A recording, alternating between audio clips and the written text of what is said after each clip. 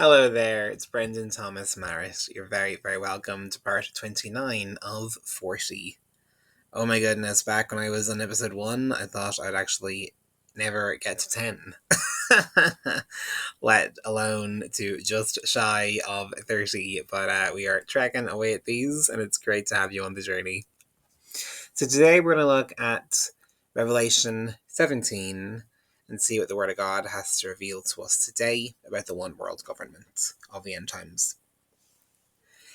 In Revelation 17:1, one of the angels who had held a bowl of wrath, a bowl of plague, comes along to the Revelator John and gives him, well, a revelation. In that revelation, he sees Babylon the Great, the mother of prostitutes and the abomination of the earth, a woman in a dress, drinking a chalice full of blood, riding atop a 7-headed creature, just running about in the sea. It's quite a long vision. It runs on from verse 2 all the way to 18. The prostitute who is by the waters is the beautiful city, the holy city Jerusalem, under Satan's influence. Even though it is supposed to be the capital of Jesus' coming empire, the city he's literally going to live in, the city will whore itself and prostitute itself to the other nations in terms of their wickedness and their evil. Even in the Old Testament, there were Bible verses like, Israel has prostituted itself under every single tree. It doesn't mean that people were necessarily having sex under every tree, but in terms of the groves, people coming to them and worshipping demons in a weird counterfeit of the Garden of Eden, where they would worship Jesus in a garden. The waters, well, think of the wordplay, a sea of people, the masses of people from every people group, multitude, every language group, every nation will be involved in worshipping the beast. And the monstrosity has 10 horns. They represent the 10 toes in Daniel 2:41-43, but ultimately the 10 kings in Revelation 17:12. But this conglomeration of evildoers, the masters of evil, they will not be united with each other, not really. In the vision recorded in Daniel, the feet are clay and iron. They're shaky. They don't really fit. They'll be suspicious of each other.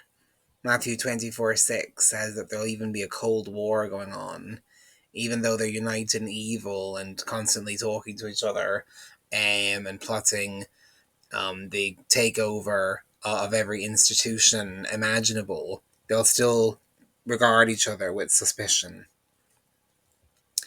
It'll be the reformed Roman Empire, but weaker. And rather than lasting centuries, will only last, under a decade. 7 years. It says in Genesis 11:3 regarding the Tower of Babel that it was made from baked clay bricks. Coupled with Daniel 2:33, we can see that this will be an attempt to bring the Tower of Babel back into the earth. Fortresses, the likes of which Nimrod built, in which people will rally around them. Many hands make light work. They'll be united in building evil, building idols to their own supremacy, to their own demonic gods. Probably with the intention of invading heaven again, or creating such an army that they think they could rival the host of heaven. Never underestimate the hubris of the wicked.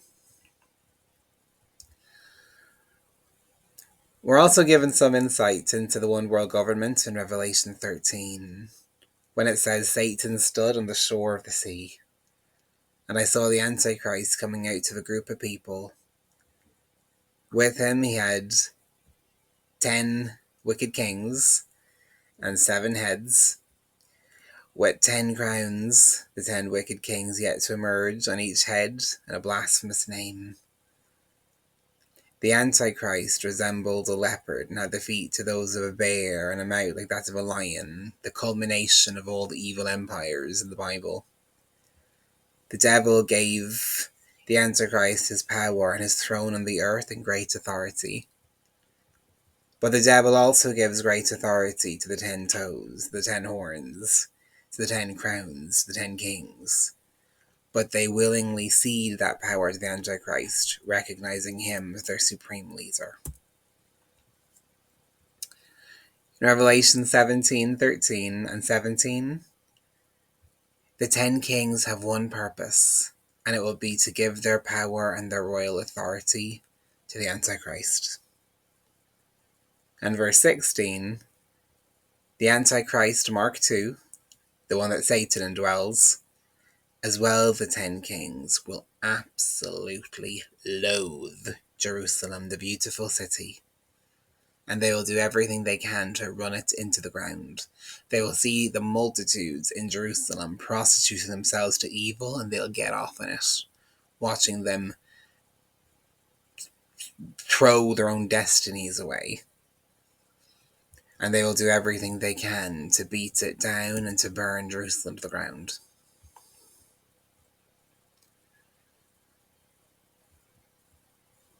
These kings are united in one focus, though, as well as hating Jerusalem. They despise Jesus, and they wage war against the Lamb, who was slain before the creation of the earth.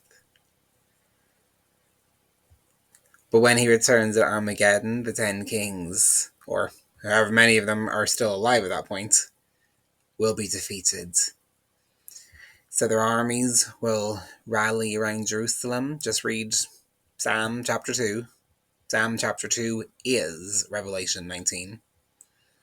But Jesus will return on a living creature horse, an animal of heaven, and he will not be alone, although he could do this all himself. He'll also bring the heavenly host, Michael's crew, the warrior angels. And Jesus is the God of gods, he is the Lord of lords, and he is the King of kings. So I assure you, it will not go well for any king who turns up at Armageddon against him. The Antichrist Mark I is an 11th king that rises. In Daniel 7, 20-25, he has a vision of horns, and then there's a little horn that begins to poke out. And it's quite unusual in that it has eyes, it's got a face, it's got a mouth. And while it pops out, some of the other horns fall out. So this means that the Antichrist coalition with 10 other world leaders, especially in his movement to position himself at the top, will come at the expense of 3 leaders. Doesn't mean he'll kill them necessarily, but they'll be rattled, or their position or their security shaken. Maybe he will kill them in the fullness of time, or remove them and then replace them, quite possibly. But they'll be somehow put out of joint. And eventually the Antichrist will wield global authority. A true tyrant, he will seek to control every aspect of people's lives, and he will even demand their worship.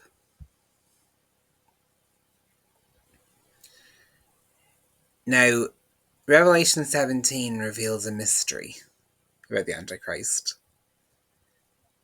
It talks about him as one who was, who is, and who will be, or who will emerge from the bottomless pit. It's very, very heavy prophetic language. So let's break it down. The Antichrist Mark I, in the end times, lives.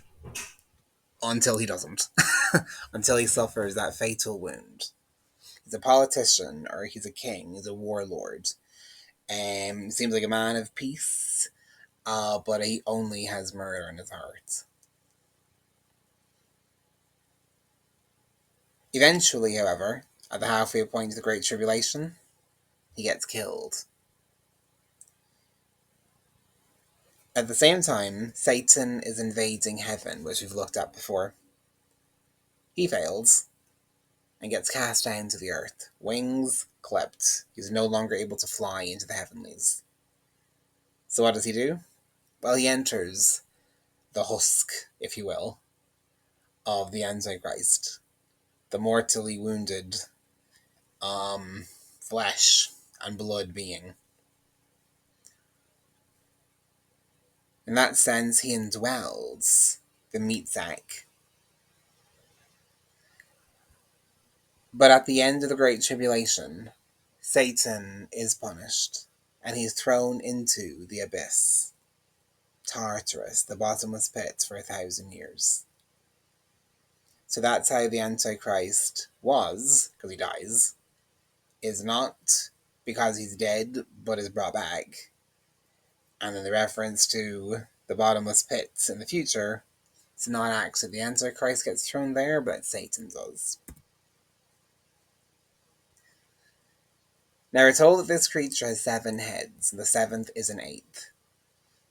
The 7 heads represent 7 world powers that Israel had to defeat in the Old Testament. Egypt, Assyria, Babylon, Persia Medes, Greece, Rome. They fought with various degrees of success, but these were nations that in different ways persecuted them or destroyed them or dominated the world stage. The Antichrist is the 7th head, but because he dies, or at least gets mortally wounded, and then the devil jumps into him, he also becomes an 8th. He goes from being the man of lawlessness to being the hybrid.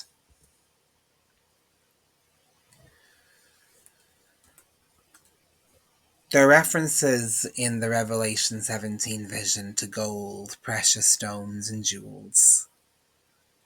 The Antichrist worships a god of fortresses, like the Tower of Babel, and he offers these up to his god in Daniel 2:33, just like in Genesis 11:3, when the Tower of Babel was being built. We looked last week at how the foundations of these temple towers, people just impoverished themselves, came with the absolute best of the best gold, jewels, and silver that the Lord chose to bless them with, and they sacrificed them to this idol, just threw them into the pit at the foundations. Absolute nonsense. And that is what demons delight in doing. Stealing, killing, and destroying, yes, but also impoverishing. Because when you have no money, or you're relying on the governments for money, you'll do anything. There's reference to the prostitutes' adulteries. That's worshipping a false god. Because Israel, or faithful Israel, is called the bride of Christ. So therefore their relationship between God and man in that year, in that dispensation, is viewed through the lens of marriage, where your deepest intimacies should be with Christ. So then, to worship a demon is like you are cheating on Christ. The woman is seen drinking from a golden cup. That is the totality of her wickedness. And she's drunk on the blood of God's people, slaughtering believers with ecstatic relish. Absolutely unimaginably vile. And Daniel 7:25 described what the world will be like for the tribulation saints under the one world government. They shall persecute the saints of the Most High. This speaks of a cruel and systematic pressure coming from the word to wear away or to wear out, as friction wears clothes or shoes. They will try to wear out the saints. They'll harass them continuously so that life becomes a wretched existence. Such continual and protracted pressure for more effectively breaks the human spirit than the single moment of crisis that calls for a heroic decision. It is easier to die for the Lord than to live for him under constant harassment and strain. The Bible predicts no peace-loving world ruler for the last days. We can expect nothing more than greedy commercialism and political imperialism under the most beastly and barbaric type of warfare.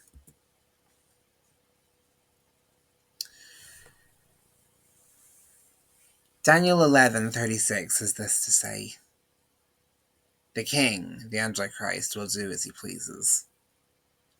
He will exalt and magnify himself above every god, and will say unheard of things against the God of gods. He will be successful until the time of wrath.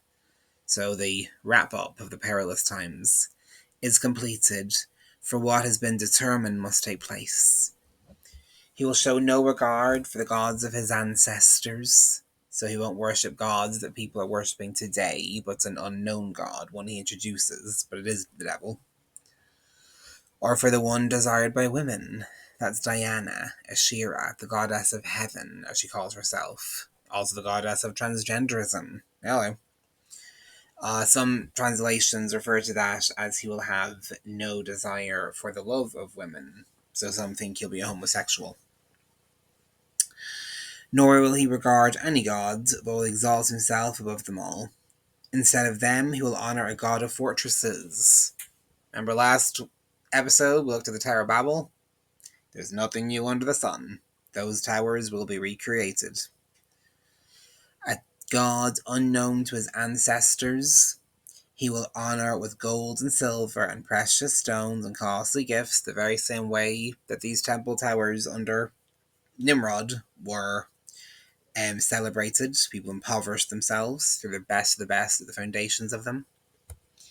He will attack the mightiest fortresses with the help of a foreign god, the devil, and will greatly honor those who acknowledge him. He will make them rulers over many people and will distribute the land at a price. Those who are loyal will get paid. In verse 40, at the time of the end, the king of the south will engage him in battle, and the king of the north will storm out against him, with chariots and cavalry and a great fleet of ships. The time of peace will end, and the kings of the earth will just go absolute bat-crap cray-cray, trying to annihilate one another. He'll invade many countries and sweep through them like a flood. He will also invade the beautiful land, Israel. Many countries will fall, but Edom, Moab, and the leaders of Ammon will be delivered from his hand. He will extend his power over many countries. Egypt will not escape. He will gain control of the treasures of gold and silver and all the riches of Egypt, the Libyans and Cushites in submission. But reports from the east and the north will alarm him, and he will set out in a great rage to destroy and to annihilate many. He will pitch his royal tents between the seas at the holy mountain, which is beautiful, Mount Zion. Yet he will come to his end, and no one will help him.